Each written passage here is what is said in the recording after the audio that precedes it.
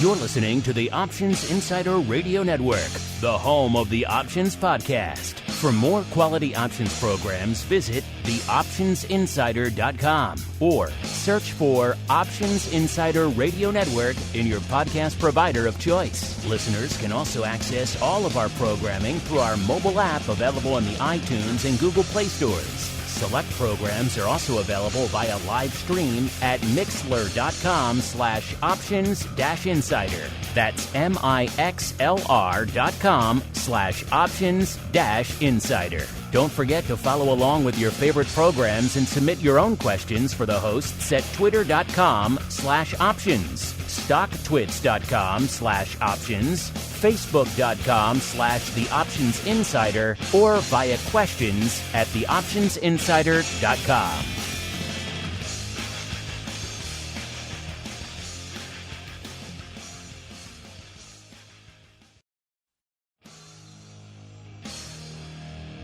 And now, it's time for the show that breaks down the options market. From unusual activity alerts to market analysis, strategy overviews, listener questions, and much more. If it involves puts and calls, then our all-star panel will break it down. It's time to hit the Option Block with your host, Mark Longo from the Options Insider Media Group, and co-hosts Uncle Mike Tussaw from RCM Asset Management, Andrew the Rock Lobster Joe Vanazzi from OptionPit.com, and Mark the Greasy Meatball Sebastian from OptionPit.com. The Option Block is brought to you by NASDAQ. From its inception, NASDAQ has been an innovator and agent of change in the financial markets. It's in our DNA.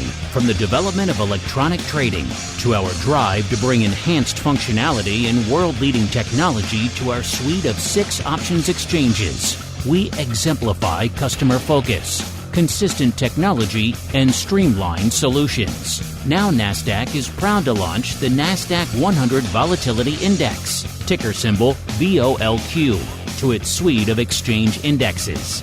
VOLQ uses only at-the-money options to provide a precise measure of NASDAQ 100 volatility.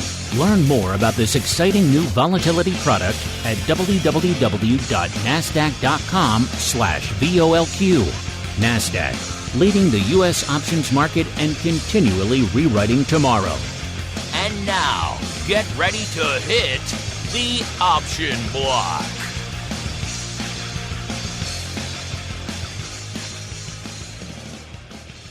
All right, everybody. That music means it is time once again for the Option Block, everyone's favorite bi-weekly source for all things options related. I will be your host, your guide. My name, of course, Mark Longo from theoptionsinsider.com, as well as from this ever-exciting network upon which so many of you are binging these days, usually at least a couple of shows hitting you guys a day on ye old network. Remember, if you like what you hear, keep those reviews coming wherever you get this show. Could be Apple Podcasts, Google Podcasts, Spotify, YouTube, our website, the App Store. A lot of you guys like the app, so you can leave reviews there as well. Wherever you get it, keep those reviews coming. More important than ever in these troubled times for folks to have a reliable outlet for information. We're happy to provide such. So if you like what you hear, keep those reviews coming. Also, keep those questions coming. We do love to hear from you guys. Look what you guys like. You guys really love the way we kick off our broadcast week these days. You know, just when we think we've exhausted the well of 80s theme songs, you guys deluge us with quite a few more, including this one, which is I'm embarrassed I had forgotten about until I heard it. I said, wait a minute, that's a great one. So without further ado, let's kick it off the way we like to do these days, with a little bit of the old, can you guess that theme song?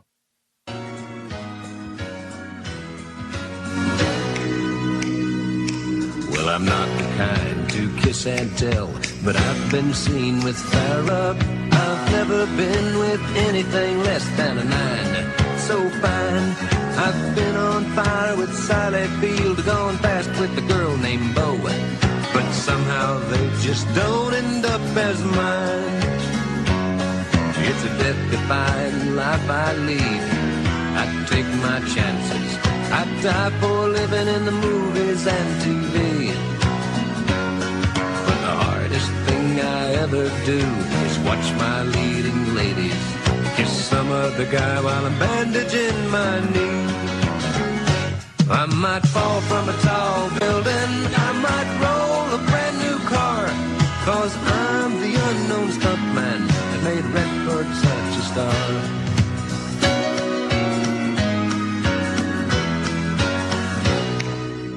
All right. That's a fun one. I had forgotten about that one until it came in, but that was courtesy of listener, what was it? Chinook. Chinook says, if the fall... Oh, I almost said the name. But he says, if that show isn't on your list of your 80s theme songs, then it should be. So there you go. I almost ruined it for us out there. But it's a fun one. Thank you, Chinook. That's a good one. And joining us today in the NASDAQ hot seat, we've got Mr. Tony ZHANG from Options Play. So, Tony, A, welcome to the program. And then, B, even though I kind of already spoiled it for you, if possible, can you name that theme song, sir? Well, first of all, thank you so much for having me. And this is unfortunately one of those, I would say, games where I am probably at a huge disadvantage and probably going to be a bit telling of my age here. But I do not know that song, but I do have Google, and I can figure it out that way. You do have Google. At least you didn't cheat. Oh, you darn millennials, not knowing all your 80s theme songs. Well, you know who does know an 80s theme song? Or two is, of course, the greasiest of meatballs, Mr. Mark Sebastian from OptionPit.com by way of Carmen Line Capital. By the way, Uncle Mike a little bit under the weather. He'll be joining us as usual on Thursday. So running a three-man ship today. Mr. Meatball, A, welcome back to the program. And B, can you name that song, sir?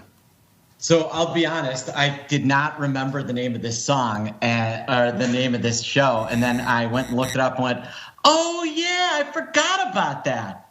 So it is I don't know if I should cheat or not, but I had forgotten about the Fall Guy. I had to until I got this one in. Yes, Chinook said, if the Fall Guy isn't on your list of 80s theme songs, then it should be. And he's totally right. It is a great one, sung by Lee Majors himself. So there you go. That was a great one. I think the premise was, as most 80s shows were, he was a stuntman. Then he got involved in fighting crime. Like every other show, he was a PI or something like that. But yes, just emblematic of the 80s in every way, shape, and form. By the way, Uncle Mike couldn't be on today, but he did submit his guess, sight unseen. He guessed Different Strokes, which unfortunately not correct. So even though the Meatball got it, he did admit to cheating, so we'll have to give him a knock for honesty there. But so not exactly a win, but a fun one nonetheless as we head right on into the trading block. It's time to break down the latest topics, trades, and trends in the world of options. It's time for the trading block. All right, everybody, welcome to the trading block, the portion of the show where we break down what the heck is trading, what is lighting things up out there. And it seems like a bit, maybe of the worm turning a little bit. Markets were starting the day on the old green tip. Of course, we have the distribution day of vaccine, a day folks have been waiting pretty much the entirety of 2020 here, at least in the U.S. for. So vaccines starting to roll out, of course, to those at-risk populations across the U.S. as well as first responders. Maybe some prisoners thrown in there as well, depending on different outlets you're looking at. So all sorts of controversy unfolding about who gets the first doses of the vaccine. But nonetheless, it is rolling out. It seemed like markets were enjoying that, and now maybe that worm's starting to turn. S&P and Dow flirting with unched right now to slightly negative, so perhaps turning. And the NASDAQ was up nearly a full percent. Now it's up about almost 0.75%, a little bit less out there. So perhaps that worm starting to turn a little bit out there. We'll see as the show progresses. Come in to kick off with the show. VIX was at about 23.5. That puts it up 1.25. Now it's up to about 24, a little bit north of 24. So that puts it up 1.75 points, almost 2 points since our last show. VVIX at about a 117. That's, of course, the vol out there. It's up about 4.5 points. So it's starting to flirt around that 120 level that we have talked about before, as pre-pandemic was a nice kind of ceiling for it. You know, if you blew through that, things were getting pretty frothy out there. These days, 120, kind of like a rounding error out there in the land of vol. VXX, a product you guys love to fade, at about a 1780 or so come into Showtime, puts it up a little over half a point, about 0.6 points. And the newest addition to the volatility landscape, aka Vol Q, hovering right around that 25 level, 24.75 to 25, puts it down ever so slightly from our last show, about half a point. So since we're talking Vol Q, let's start there. Tony, You're holding down our NASDAQ hot seat. Before we get into all things NASDAQ and VolQ, I'm curious, you've been on some other programs on our network, never on the option block before. So give our audience a little bit of an overview really quickly of your background in the option space, as well as what it is you guys do day to day over there at Options Play, sir. Yeah, absolutely. Thank you so much for having me again. So as Options Play, we started this company about 8 years ago, and we wanted to build a new way for retail investors to view and analyze options trading. So we are a technology company. We build technology that is used at most of the major brokerage firms here in the U.S., wealth management firms and exchanges like NASDAQ globally, to educate retail investors on the benefit of options, how you can utilize it for your portfolio, and we provide the technology that allows you to analyze and source trade ideas for options strategies, whether you're looking for bullish, bearish, income strategies. That is what we do as a firm. As far as the current markets go, and a little bit about my background. My background is heavily in technical analysis. I actually come from a currency trading background when I first started my career at a company called Forex.com, for anyone here who trades currencies, and where I worked with everything from institutional to retail investors to get a better understanding of market color through technical analysis. So my background is heavily within technical analysis and the building of options trading tools to make it as accessible to as many investors as possible.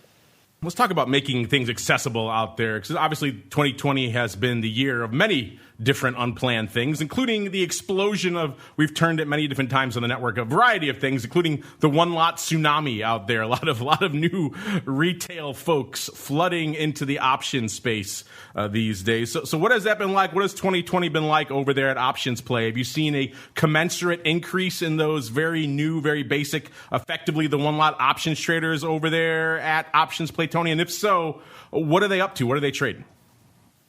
So a huge amount of influx in terms of options traders here for 2020, as I'm sure many firms in this particular space have seen this year. But, when we refer to one lot as for options traders, I think what's very different about the new entrance into the market this particular year has been the proliferation of these very, very short dated, meaning options that expire usually less than 1 week from when they're executed, that are really far out of the money. Right. So, and these aren't necessarily one lot trades. These are many times 10, 20, 50 lot trades of these very, very cheap, very, very inexpensive lottery ticket type payoffs that investors have started to seek. And the proliferation, with access to Robinhood and Webull and some of these firms that have made almost options trading a game. And you combine that with Reddit forums where you've seen some investors make $10,000 overnight from a few $100 bet by betting on Apple or Tesla earlier this year, to Tesla, to Neo, to Palantir, and even some big names that we've seen here over the past few days have largely driven this kind of proliferation of millennials trading options this year. So that's what's drastically has changed, in my opinion, for 2020 than any other increase we've seen in retail flow over the past few years. Last year when Schwab moved options, moved commissions down to zero, we saw an influx of options trading, but certainly not to this type of scale. That's true. It has been a banner year in the option space, maybe not for the rest of the planet, but for that specific microcosm of the option space, it has been certainly an interesting year. But of course, as I mentioned, you're holding down the NASDAQ hot seat today there, Tony. So interesting new developments out there in the vol space, of course, not the least of which being the recent addition of VolQ to that landscape, a.k.a. the at-the-money volatility of the NASDAQ 100. So not playing around with the skew these days, going straight to the at-the-money straddle. I'm curious for you, Tony, and for looking at all the legions of folks coming over there on the retail side to Options Play. How interested are you in this measure of a NASDAQ at-the-money volatility? How much bearing do you think it has for your users over there? I think it's a huge amount of bearing. Just if you look at the outperformance of the NASDAQ 100 versus the S&P 500 over the past few years. Last year, NASDAQ 100 up 38%. The S&P was only up 29%. But this year, the NASDAQ 100 is up 42% year to date versus the S&P is only up 14%. So if you're looking at portfolios in general, they're going to look more and more like a NASDAQ 100 type portfolio than they are going to be the S&P 500. And traditionally, we've always used the VIX as a measure of market volatility. So having this vol-Q measure has been extremely important for investors that are shifting their portfolios to more of that technology-focused, technology-dominated portfolio. So having a vol-Q index, having the ability to measure the NASDAQ 100, the NDX options volatility is extremely important for options traders, even for equity investors trying to gauge where the market may be headed. And, from a volatility perspective, I think the big shift that we have seen are some major volatility regime changes since the start of the pandemic. And I would argue over the past few weeks, we've now exited that volatility regime that we saw post the pandemic and entered a new volatility regime. Right? So before the pandemic, vol-Q ranged roughly between 14 and 24 or so, which correlates about 12 to 22 on the VIX. And then since the start of the pandemic, the bottom end of that range for vol-Q is about 24. The upper end bound of that range was in the high 30s, low 40s. But now that we've passed quite a few major hurdles in the market, we have the election that we've passed. We have what looks like is going to be a peaceful transfer of power. We have efficacy data of the vaccines. We have a pretty good understanding as the distribution of the vaccines. So once we've passed all of these hurdles, a lot of the uncertainties that we have seen during the pandemic, I would say we've overcome. And the new volatility regime that we're entering is likely going to be somewhere in between what we saw pre and post the pandemic. I would say if you look at vol-Q, it'll probably settle somewhere between 16, 20 to 26 or so. So at the vol-Q levels right now, which is just shy of 25, we're really on the upper bound of that range. So markets are at this point still pretty, I would say, uncertain and concerned a little bit about the markets. And I think that is perfectly valid given where we currently sit from an economics perspective. So that's kind of what I'm seeing from a volatility perspective. But over the past few weeks, we are entering a new volatility regime, which, if you look at it over the past few months, 24, 25 sounds pretty low. But I would argue that now that's actually on the higher end of the range. Interesting. That's been a discussion topic for us for a while here. Have we seen perhaps a shift out there in the volatility landscape post-election and now heading into the post-vaccine world that we're all entering in bravely together? Mr. Meatball, now same question for you. A, what is lighting up your tape and the tape of your crazies over there in the land of the pit? And B, what are your thoughts on what Tony proposed here, the fact that we are indeed right now, no more waiting, we are in a new volatility regime, sir? Ooh, I love regime change. You know that. I think that we're seeing another weird one today, right? The SPOOs were up about $30 at one point, 33 midday, and we've given away almost all that. We're only up about $5 now. The VIX went from significantly down on the day to now it's up on the day. VIX futures are still down a touch, and we've got paper. Relatively slow paper day. Options aren't completely lighting up, but there are some weird ones out there. We've got, some of the casino names doing well today, and the chip names are doing really well. There was and I don't know if this is on your odd block, but there is a pretty odd giant trade in Intel that, I'm still trying to kind of wrap my head around. I don't know if you saw this, but so far, over 40,000 of the January 2008 or the January 2108, so they expire on January 8th, 57 calls have traded for about 20 or 21 cents. I'm trying to wrap my head around that. Against open interest is 78, all buys. And that's kind of the funkiest one I've seen. We saw some pretty strong excitement in the NASDAQ. Amazon's having a pretty nice day. So you're seeing some positivity there. Facebook's up. But, Apple's down, Google's down, a lot of other names are down. IWM is strong, too. It's weird, right? We got a little barbell. We got IWM up and the NASDAQ up, and then kind of the Dow and the S&P are a little more lackadaisical, if you will. They are indeed lackadaisical. No, those hadn't come across. We have some other things that our Eye of Sauron fixated on. But I'm looking at these Intel, Intel near and dear to my heart, one of my old stomping grounds out there. And you're right, about almost 41,000 of the Jan 57, Jan expiring on the 8th. 57's going up out there today. That's quite a few out there. And opening paper as well. That's interesting. We may have to put that in for a to-be-watched category to return to in a minute. Speaking of returning to things, I'm curious, Mr. Meatball, what are your thoughts? Do you concur that we are indeed in a new volatility regime yet, or do you think that inflection point has not happened yet, sir? You know what? I tend to think that, it's going to be going to take us a lot of work to get up to 30 at this point. Feel like we are at the upper end. I feel like if we start, the things that could pull us out is there a problem with the vaccine? Do we get an announcement today that Congress is the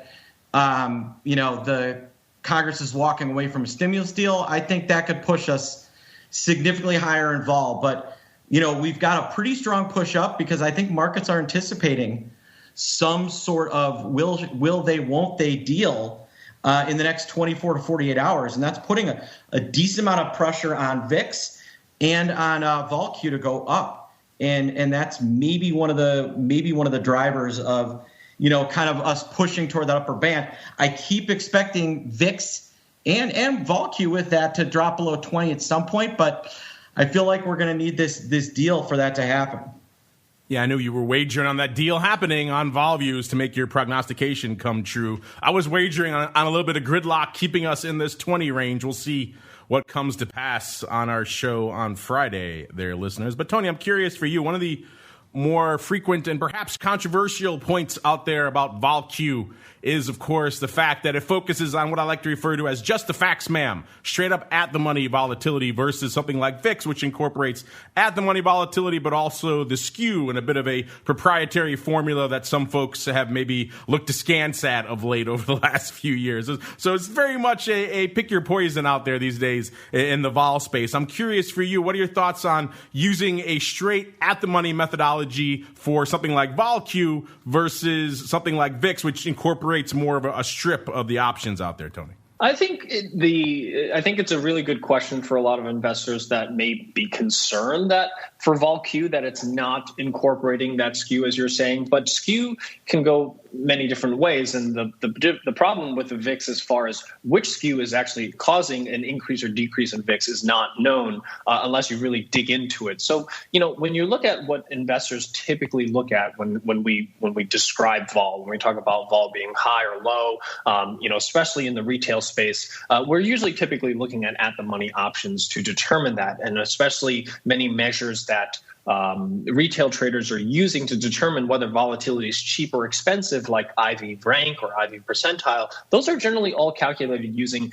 at the money volatilities. And at the end of the day, when you look at the correlation between vol Q and VXN, which is the NASDAQ 100 index that's calculated using the VIX methodology, the correlations are extremely, extremely high. So you can make the argument one way or another, but at the end of the day, the two largely move in lockstep with each other. So for investors who are looking for an easier way to trade the NASDAQ 100 volatility, the vol Q index and the vol Q futures really provide, in my opinion, a good way to go about doing so. Yeah, Tony, I actually I think the two of them are really valuable in concert because if you're looking at VXN and vol Q together, you can actually get a pretty decent idea of what part of the vol curve is actually moving, right? So you can actually see a little bit of change or expansion in skew without having to dig in as much using dig into the options themselves like the Qs or the NDX,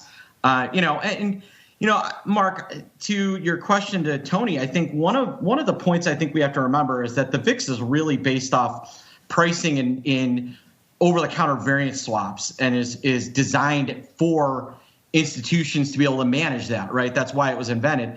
Vol Q, is going after a completely different audience, and I do think is a better measure for your average retail trader to use.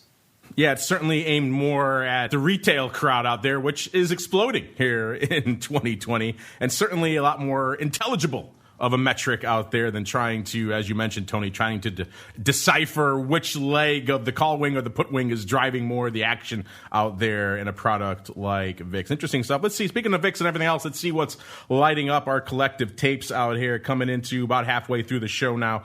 We're seeing VIX doing about 265,000 contracts, so a little bit north of 250,000.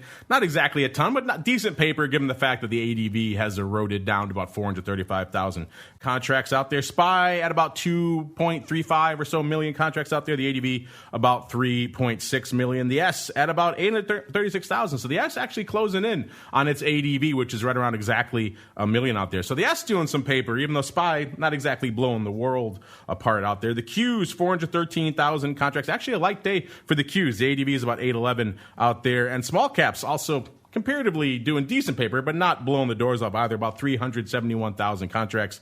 The ADV is a little bit north of 600K out there. Now let's move on out to see what you guys are trading out there in single names. Cost you 210,000 contracts to break into our top 10 today, listeners. I get you all the way there to Microsoft. Number 10, number 9, a good old space at about 256,000 contracts. Number 8, American Airlines, a perennial top 10er these days. Still good for number 8, 259,000 contracts. Number 7, Palantir, falling out of the top 3 down to number 7 there for 277,000 contracts. Number 6, AMD, another perennial top 10er out there, holding firm at number 6, 278,000 contracts. Number 5, Disney. They turned their investor call into, I don't know, a Comic-Con presentation. It was a 4-hour extravaganza. It was insane, but it was enough to shoot their stock up. Half their parks are closed. Half of their entities aren't doing well at all. But hey, let's focus on Disney Plus and let's tell everybody this really optimistic projection was enough for 20 points in their stock the next day. And the stock's still on a tear, and the options are certainly on a tear. Let's see where we are right now in Disney coming into show. Actually off a little bit today, off about $4, still at 171. A far cry from the 100 level it was at the earlier this year. And again, good for 312,000 contracts on the tape. Then we jump up to almost 500K, 490 for Pfizer. You don't need me to tell you why Pfizer's in the top 10 here today. Number 3, NEO, the aforementioned NEO, back in the top 3, 526,000 contracts. Number 2, Apple. A decent day, but kind of light for Apple. Usually it's almost 2x this at this point. It's about 618,000 contracts. That means number 1, you know what it is. It's Tesla. 725,000 contracts on the tape out there. Let's look really quickly if we can find any interesting biases lurking in this paper. Yeah, the most biased paper we have on our top 10 today looks like it is Pfizer. Go figure. 83% of that paper coming on the call side of the ledger. There still are some interesting names popping off here this week from an earnings perspective. Remember, you guys can head on over to theoptionsinsider.com. Get the earnings move results, earnings season reports. All great, all free of charge. Can't beat the price, courtesy of our friends over there in Orat's Land. You got Lennar on the home builders there on Wednesday. Thursday, you got Rite Aid, a.k.a. RAD. One of the better tickers out there. General Mills, Navistar, BlackBerry. For those of you out there still wondering what the heck BlackBerry's up to, I guess we'll find out on Thursday. Friday, you got Nike, the Meatball's favorite, Darden Restaurants, and a whole bunch of others. Let's look really quickly for some of the earnings reports we have for those. Let's go out. General Mills also reporting this week for all of you who love your various cereals and whatnot. Let's see, they're reporting on the 17th. $59.32 is where they were trading as of this report. They're pricing in $2.10. In the past, they moved to $1.99. So a little bit rich, but nothing outlandish out there. Let's see, Navistar. Interesting. Navistar is trading $44.20. They're pricing in 52 cents. In the past, they've moved $3.20. That's a surprisingly little amount of juice. Maybe an interesting one to keep an eye on out there, Navistar. Rite Aid, $18.46. As of this report, they were pricing in $2.62. In the past, they've moved to $2.43. And let's go. Oh, it's got to go to the Meatball's favorite, Darden Restaurants. He loves it so much. He can't stop eating at Olive Garden. The free breadsticks, he can't stop himself. $112.72 as of this report. The straddle was $7.68. In the past, they moved $8.70. So a little bit light from a vol perspective. Seems like somebody may be learning what's been going on over here for pretty much every earnings cycle this year so far. You price in a lot of vol, you get your wings clipped. So apparently they're pricing things a little bit light out there. Tony, I'm curious curious for you over there at Options Play. This has obviously been an aberrant year out there, but how much of a driver in general are earnings for what you guys do over there? Do you guys see a big influx around earnings season? And if so, what are some of the names that are lighting it up over there these days? Yeah, absolutely. Earnings is by far one of the largest drivers of options volume. We cover it quite heavily. It's actually one of the things that we cover pretty much every single week on Options Action on CNBC. For those of you that do not know, I'm on Options Action every single Friday at 5:30, and pretty much during the earnings season, which if you look at the S&P 500 is being compacted into pretty short weeks now in terms of, the S&P 500 dominant names are really reporting within 3 to 4 weeks. And during those 3 to 4 weeks, that is really where the flurry of options activity is being done. But, even right now, you still have some pretty big names left, as you mentioned, Lennar in the home builders. You have FedEx, you have Nike, which I think is going to be an interesting one after what we saw last season or last earnings season, where they really blew it out of the water. So earnings by far one of the most important. And the interesting shift that we have seen here over the past earnings season has really been the fact that stocks that beat on earnings have not seen any outperformance. Stocks that missed on earnings seen significant underperformance. So, stocks that beat really, if you were selling vol, has been a great strategy. And then for the stocks that missed, buying vol has been the more profitable strategy this particular earnings season. And that was an interesting shift that we saw this season that we haven't seen it to the same degree from previous earnings seasons. No, this has been a crazy season just about every way. This whole year has been nothing but crazy seasons. Nothing has performed, I think, the way we expected. By the way, Mr. Meatball, how excited are you for the big report of Darden restaurants this week, sir? Oh, come on. Come on, Mark. You know. You love the breadsticks. You've told me so many times. I don't hate the Capitol Grill. That's one of theirs. That's not bad. But, yeah, no, I can't imagine that every time someone says, I'm going to Olive Garden, an Italian named Giuseppe cries. Yes, only Giuseppe. No other Italian can cry. As we head right on into our next segment, it is time for the Odd Block. It's time to break down the most interesting, unusual, and downright questionable options activity that's been identified by theoptionsinsider.com. It's time for the Odd Block.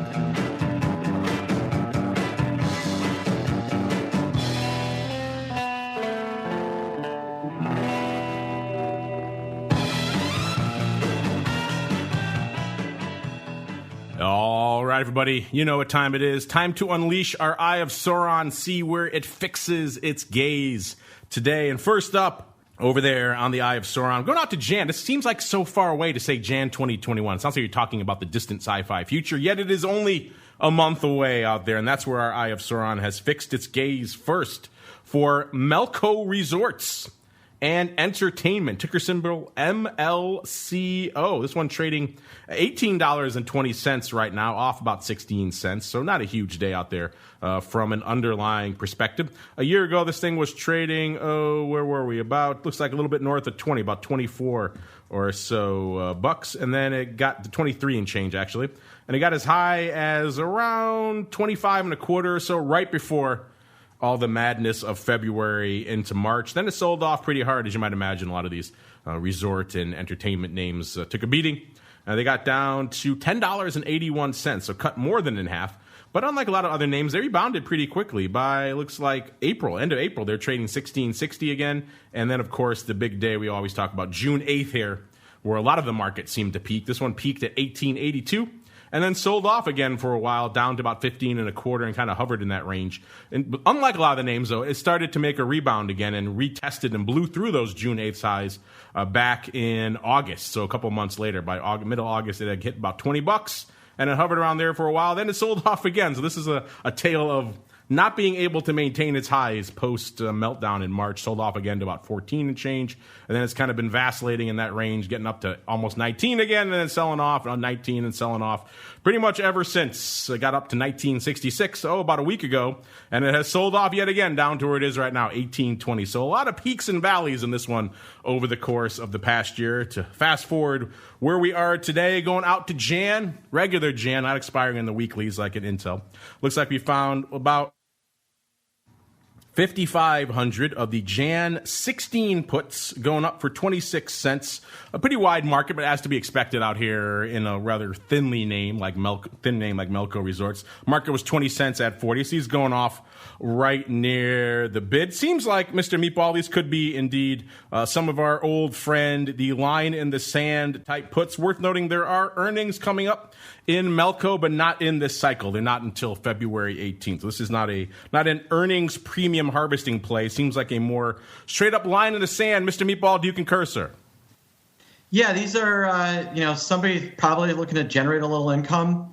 These are 10% out of the money, take in, 26 cents. What is that? 1.5% in a month. I mean, not terrible. I can think of better plays, but who knows? I mean, I would not be completely shocked if we were wrong and these were purchased.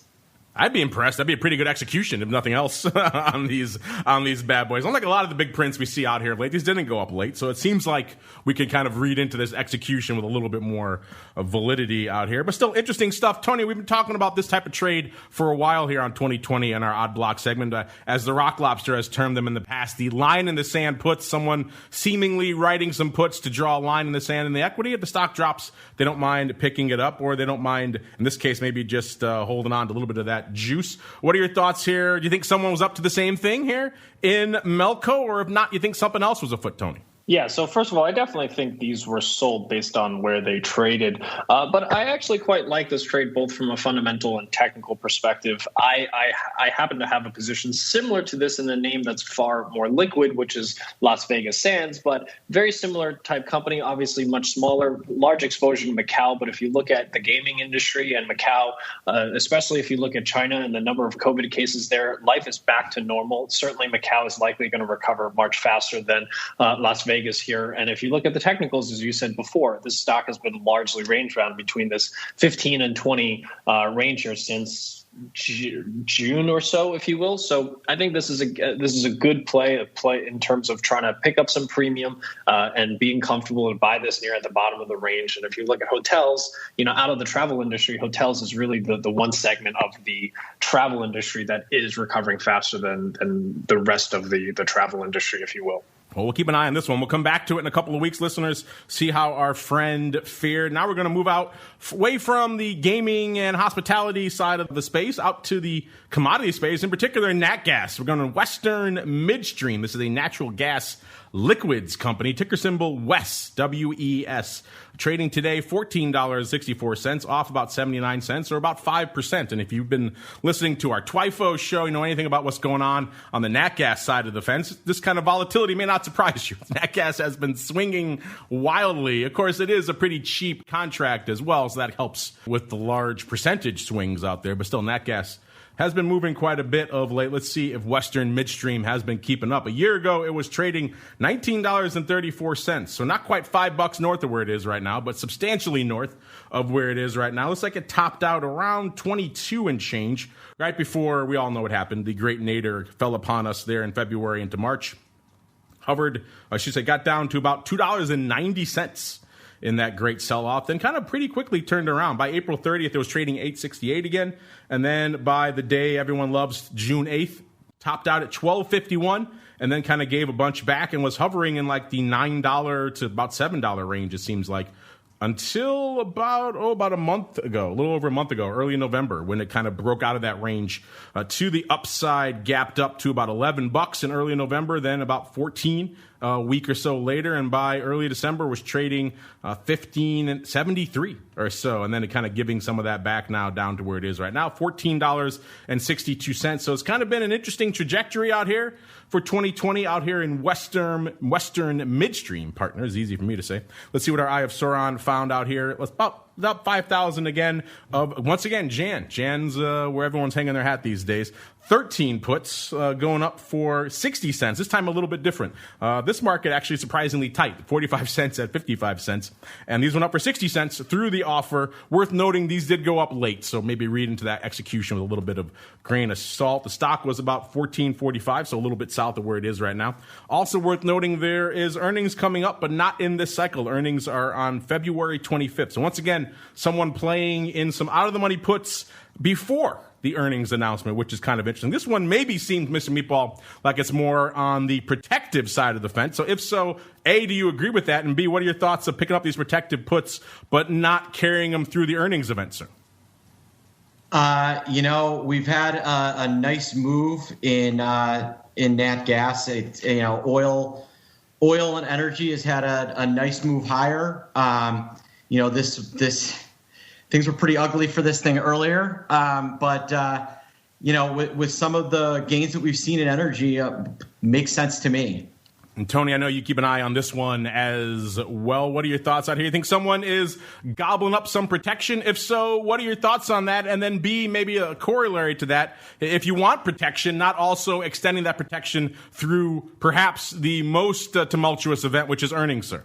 Yeah, so whether this is a protective or a speculative play, I think either one makes a lot of sense here. If you look at just the stock itself, over the past couple of, let's just call it 5 or 6 weeks, you've had some pretty significant gains, up about 85% or so over the past month and a half, greatly outpacing where natural gas is currently trading. And I think this whoever is putting on this trade is likely just trying to fade some of the strength here. We see a lot of divergence here on these recent higher highs on the stock itself. We've got a pretty significant pullback here today, and just overall energy, not a particularly strong sector. So looking to buy some protection, I think, for this investor. Yeah, certainly hard not to fault this first, and certainly given what we've seen out there in the energy and the nat gas space of late. Tell you what, listeners, we'll put this one in our to be watched category as well and come back to some of these, and we'll wrap it up with this. They're all similar size trays today. Outside of the Intel, didn't see a lot of huge blocks going up that were really dominating the tape out there. More smaller, more nuanced paper out there, which is kind of interesting, bit of a departure from some of the big prints we've seen of late. This time we're going out for our final name out here to good old Ruby. This is, of course, everyone's favorite, a newcomer here to the Outback. I don't believe we've discussed this one before. This is Rubius Therapeutics. You can probably guess where they hang their hat. Yes, this is the biotech out here. Ticker symbol Ruby, R-U-B-Y. Trading today, $9.86. Get this, listeners. Up $3.50 or 54%. So, yeah, it's one of those biotechs. Listeners, let's see. A year ago, this thing was trading, was trading well north of where it is right now. Was trading $13.71, and then it got clobbered in the great sell-off down to $3.35. Kind of languished there for a while. Then by May or so, it had gotten back to about $6. I guess it had doubled, but still kind of languished in that $6 range for pretty much the rest of the year until October. And then actually got sold off to 4 and change by early November, I should say. And then by late November had rallied up to almost $7. And then it seems like it got up to about almost $8 by about a week ago. And then, of course, sold off pretty hard down to 6 and change. Only today to come in with some big news, apparently, that jumped the stock up 50%. So, yes, one of these types of biotechs out here. Listen, I'm not sure if this is something to do with the vaccine or something else afoot out here, but you can probably guess on a day when the vaccine's going out, some of these other biotechs are making some interesting moves. Let's see what our Eye of Sauron found out here, and then we'll keep the ball rolling. Looks like it's going out to Feb this time, so not that near term, a little bit farther out to Feb. 4,301 to be precise, of the Feb 12 halves. So these are sizably out of the money. Of course, a lot less than they were this morning. Still, pretty far out of the money calls, going up for $1.55. So that's pretty much a nickel off the bid. They're $1.50 at $2.50. Get that for a market, listeners. But again, this thing is exploding, up 50%. The vol is insane. That's a 117 vol, listeners, if you're wondering out there. This was done when the stock was actually at 1080. So the stock was actually $1 north of where it is right now when these calls went up. So it seems like, Mr. Meatball, someone deciding to take advantage of this mad explosion in Ruby to sell some far out of the money calls at a pretty juicy bit of vol, getting $1.55 for them too. They weren't messing around. They went straight to the bid. They knew that bid was pretty juiced up. Is that your takeaway as well? Someone deciding this pop, this near-term pop here in Ruby, probably going to top out. And if it does, they don't mind dumping the stock. Almost $3 higher than it is right now, Mr. Meatball. I'm getting paid a nice 117 vol to do so. Now, Mark, I want you to bang the back of your slippers 3 times and say, there's nothing like covered calls. There's no place like covered calls. There's no place like covered calls. And that's what I think they were doing here. They're probably long the stock and, like you said, selling out of the money calls to get some pretty nice juice. And like you said, probably don't mind selling out of the stock at $14. I can think of worse ways to make money than, to be disappointed that I sold an $8 stock at 14. Yeah. So I think you've hit the nail on the head on this one. This is the crazy one. I'll have to dig into exactly what's popping this stock. Meanwhile, I'll put it in our to be watched category. We got 3 for 3 today, listeners. Going to come back to all these in the near term. Meanwhile, like we said, no Uncle Mike today, so no strategy block segment. That means you guys get a double dose of your questions with a little bit of the old Monday mail block. It's time to take your seat on the All-Star panel as we read your emails, tweets, Facebook messages, website comments, and much more. It's time for the Mail Block. All right, everybody, welcome to the Mail Block, the portion of the show where you guys ask questions. Sometimes we turn the spotlight back on you, ask you guys some questions like we did right before our VolViews show on Friday. It's set to expire in a little bit here, so if you haven't played yet, get over there to Add Options, make your voice heard. But we asked you guys quite simply a question a lot of you guys have been asking us. Markets are pretty much at or around all-time highs, yet volatility, pick your poison. It could be VIX, could be spikes, could be VolQ, whatever flavor of volatility you measure, they all remain fairly elevated. So quite simply, we wanted to know why. And we gave you 4 choices, well, 3 and kind of a bit of an out. First off, we said, is it pandemic fears that is driving up all this juice and maintaining this juice in the marketplace? Is it concerns over the stimulus? Is it perhaps just general valuation and sell-off fears? You think, hey, these stocks are a wee bit overpriced, they may retrace here? Or is it something else? And you guys can send in your comments along those lines. Let's go out to Tony first. Tony, I'm curious, A, if you have a vote, let us know which of these you think is keeping vol elevated. And then B, more importantly, what do you think our audience is voting for, sir? So I think it's a combination of quite a few different things, and you've hit the nail on the head for a few of them. I think, equity markets largely are priced to perfection right now with respect to the execution of the vaccine, with expecting stimulus. Even the Fed meeting later this week, expectations that the Fed are going to, have rhetoric around keeping the outer end, the longer end of the curve down a little bit. Right now the 10-year is just shy of that 100 basis points that we hit last week, but has really traded off of that. I think this is fixed income investors really believing that the Fed is going to step in and keep the a longer end of the curve low here. So from my perspective, I think investors are seeing that the economic recovery is starting to decelerate, that we are going back into lockdown across the country, across states, across cities. And there's that concern as to whether or not the execution of the distribution of the vaccine will happen as optimistically as the equity markets are pricing in. And I think that is why we're seeing that elevated vol, not just in the front month 30 days, if you look at VIX or VolQ, but also if you look at the back end, VIX futures and VolQ, longer dated NDX options, you're seeing that higher volatility even going out 3 to 6 months. And I think that's where a lot of investors are concerned about. Yeah, you're right. That term structure is fairly elevated. We talked about it on VolViews on Friday. One of the stranger shapes we've seen in the VIX futures term structure in quite some time. Kind of a plateau that extends all the way out till effectively through the summer and beyond at about a 26 and change level, which is certainly interesting. Mr. Meatball, I do believe you voted for stimulus concerns on Friday. Have your views evolved at all? And more importantly, do you think our audience is still feeling that? No, I think that's 100% it. I mean, we sold off on London going into their super hard lockdown, and there's some optimism that we're going to get a deal, but I think if we don't, you could see a real quick trip back to 3,500 in the SPOOs. I just think that's the way markets are pricing. Well, let's see our audience with a little bit of time left. So again, if you guys listen on the podcast, you may have time to make one more vote if you haven't already. But I know the live listeners can certainly still get in there. There's still time for them. Let's see. With a little bit of time remaining, we've got actually it has tipped. It was stimulus fears winning the day when we first posted it on Friday. Now it has evolved to valuation / sell-off fears at about 44%, 43.9%, followed by number 2 stimulus concerns, 34.1%, pandemic fears, 17.1%, and about 5%, 4.9% saying other, including Brock chiming in here saying it's Brexit / the Georgia Senate race that is keeping all this vol elevated. Well, certainly maybe in the near term that's the case. Hopefully we'll know more about the Georgia race by middle of January or so. We should have that sorted out. But there certainly could be a little bit of that premium, the Kelly premium, let's call it, baked in over there in the VIX and all things vol Q and everything else. But you guys, a little bit more time to play if you haven't voted already.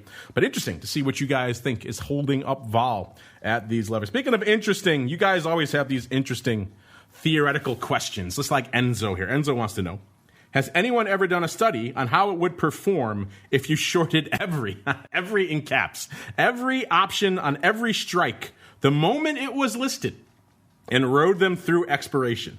Might be a fun bit of analysis to mull over on a show like this. Love the shows. Well, thank you, Enzo. We love you guys and everyone else out there who takes the time to write into us and review us and everything else you guys do, listen live, all the other fun stuff that you guys do. Now, this is a fun one. We see various flavors of this all the time. Usually people out there who are promoting some sort of option selling product will come out and say some absurd percentage, 70, 80, 90% of all options expire worthless. So you should do nothing but selling options. And there was a school of thought that held to that not that long ago. I know when I first walked on the floor of the SEBO, a lot of the old timers who had been there for a while, that's where the sayings like when in doubt, palms out, and all these other things came around. Options are insurance. You make money selling insurance, not buying insurance. The early school of thought about options really was you pretty much only sold them. I talked to a lot of guys who used to trade for old timers like, let's say, Steve Fawcett of balloon fame, who told me that if they came back to the office with any long positions on any strikes, they heard about it. They had to sell those things. So it wasn't that long ago where folks really believed this sort of thing. And then we had something happen like, let's say, the dot-com bubble. And stocks started moving. And we saw how all that negative gamma really could come back to bite you in some interesting and dangerous ways. And a lot of those firms that were nothing but short and premium, not so much around anymore.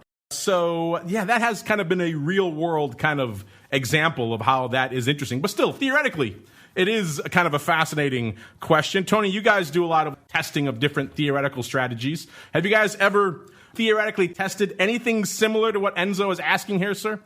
So first of all, I think this is a great question. It's a great theoretical question to try to answer. And I think that, we can provide some insights, but I want to first qualify this, right? Like, I think it's impossible to short every single strike, but let's just assume that we were able to short the strikes and there was an equal number of calls and puts, so that we were largely, we weren't, short more calls or more puts on one side because of the way, sometimes strikes are listed. Let's just assume for 1 second that strikes are listed equally up and down and that we were short the same number of calls and puts.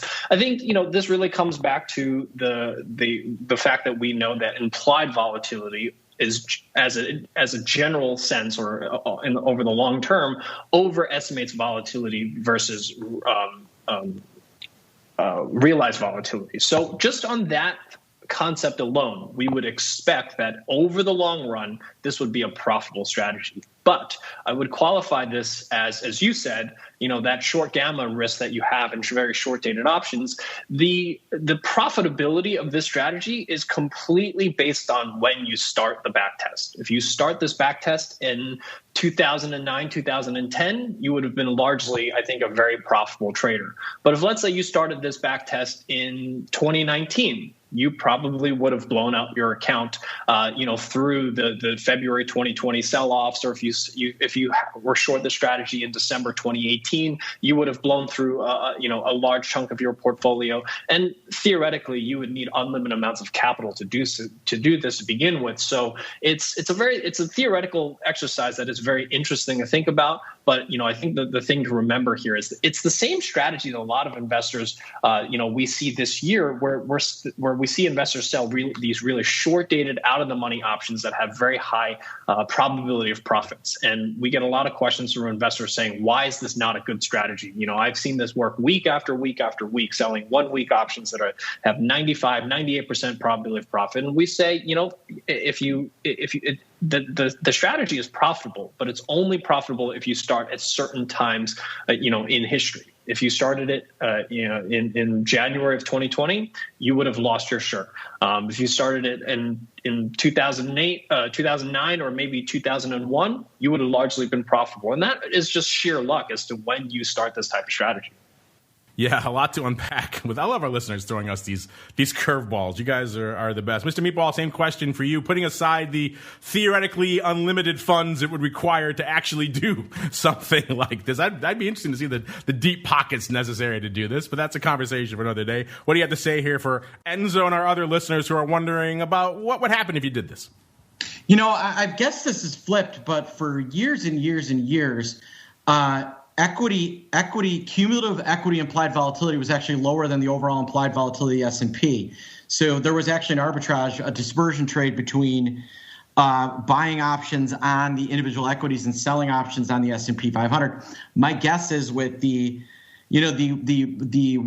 retail whale that is the Robinhood trader, that's maybe flipped a little bit, especially when you consider that we're going to add a 100 vol stock into the S&P.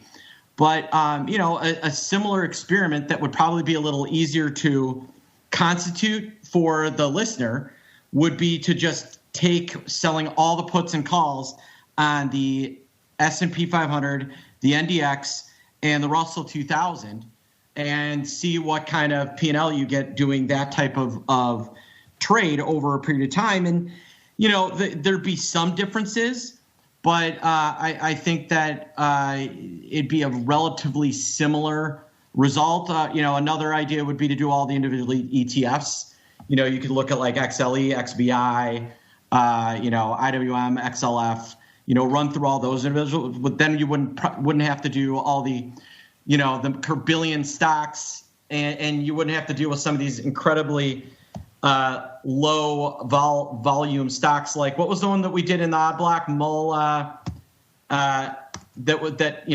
trades by appointment, or Ruby, right? MLCO and Ruby, all those ones. Yeah, MLCO and Ruby are going to be very difficult to get an effective back test on because you could drive a Peterbilt through some of those markets. All right. You kind of come up against it here, answering your fun theoretical questions. I see you there in the chat. Math Music says, wheel trades are nothing but selling options, but selling every strike is a bit crazy, though. Yeah, we're with you. That is crazy. That's what makes that question fun. It's crazy, but also theoretically intriguing, nonetheless. You guys have thoughts what that would be like if you sold every strike and rode it through expiration? Hit us up. Let us know. You know where to find us. Unfortunately, that music means we've come to the end. So we have to combine our final segment with our what's coming up next here. So let's go out first. Tony did an able job holding down the NASDAQ hot seat. Give us a quick touch on what you're watching and keeping an eye on for throughout the rest of this week. And then B, if folks are intrigued, they want to learn more about what you guys are doing over there at Options Play, where should they go? What should they do? Yeah, right now I'm so focused on a lot of the lockdown stocks. Look at the moves we've seen in names like Peloton. Even names like Nike and Lululemon, I think, are interesting names to take a look at for the rest of the week. And Lennar, you brought that up as an earnings play. Home builders continue to be extremely strong. The data from an economics perspective, I think, is pretty constructive, and I think you could see some moves here on names like that. And for how to find out a little bit more about what we do here at Options Play, you can sign up at optionsplay.com.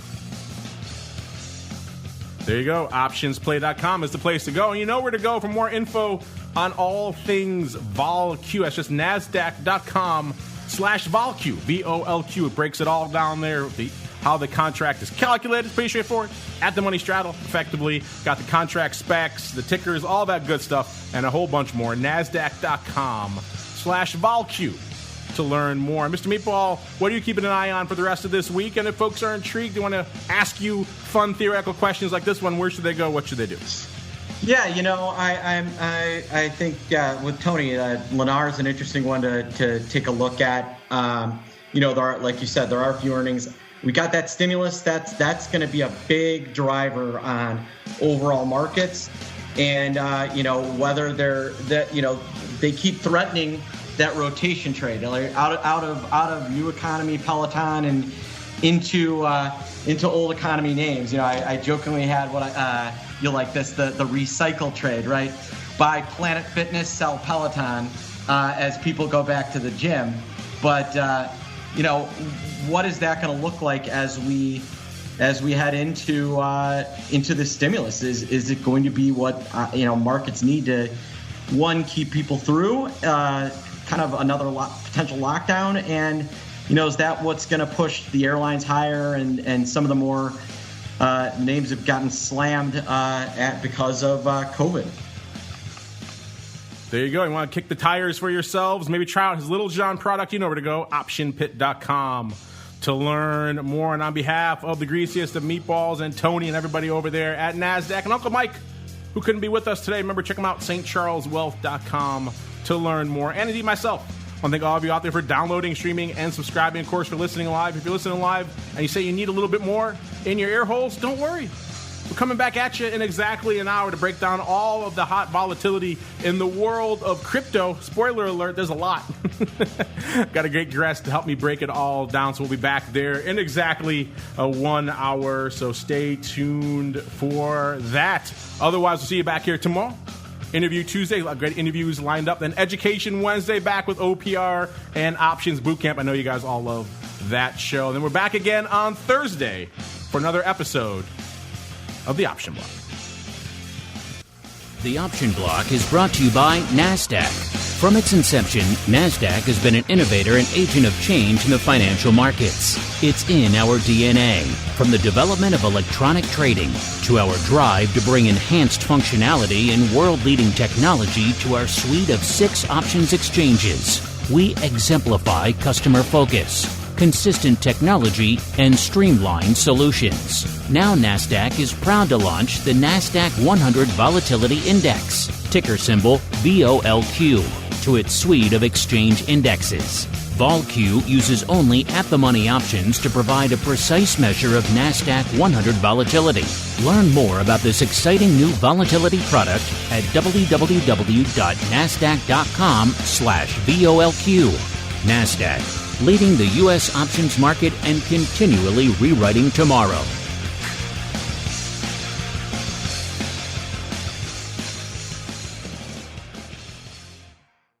You're listening to the Options Insider Radio Network, the home of the Options Podcast. For more quality options programs, visit theoptionsinsider.com or search for Options Insider Radio Network in your podcast provider of choice. Listeners can also access all of our programming through our mobile app available in the iTunes and Google Play stores. Select programs are also available via live stream at mixlr.com/options-insider. That's mixlr.com/options-insider. Don't forget to follow along with your favorite programs and submit your own questions for the hosts at twitter.com/options, stocktwits.com/options, facebook.com/theoptionsinsider, or via questions at theoptionsinsider.com.